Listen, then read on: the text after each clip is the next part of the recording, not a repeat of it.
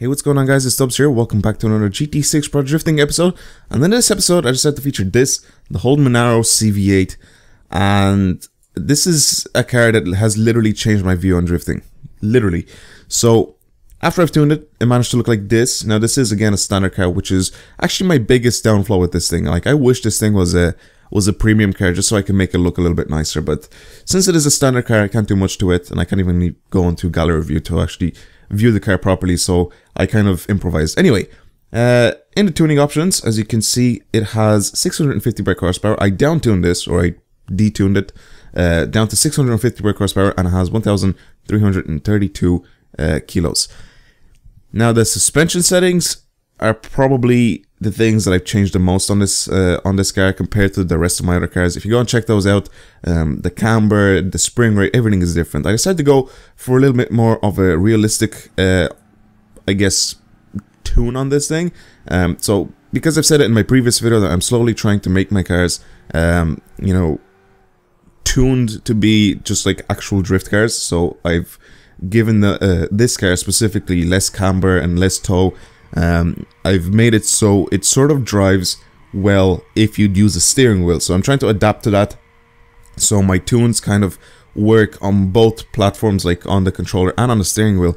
So I'm trying my best to play with a controller just like I'd play with a steering wheel, basically. So it is a little bit difficult to do that, but as I said, I'm trying my best to do it. And this car right now is my favorite car to drift in this game with this setup. It's just absolutely brilliant. I've never drifted a better car ever than this thing right now with this setup on it.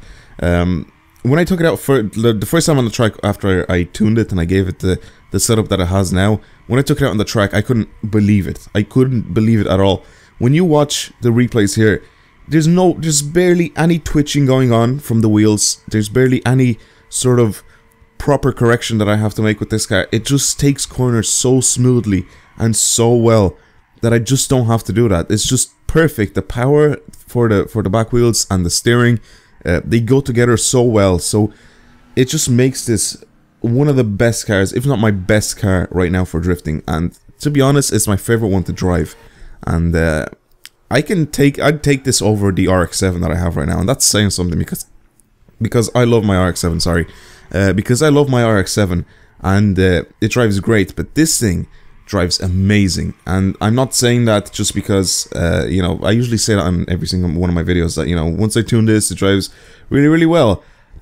Once I tuned this, it just tops any other car I've ever tuned for drifting. It literally does. So if you guys get the chance to get one of these things and put this setup on it, please do, because it is an absolute monster.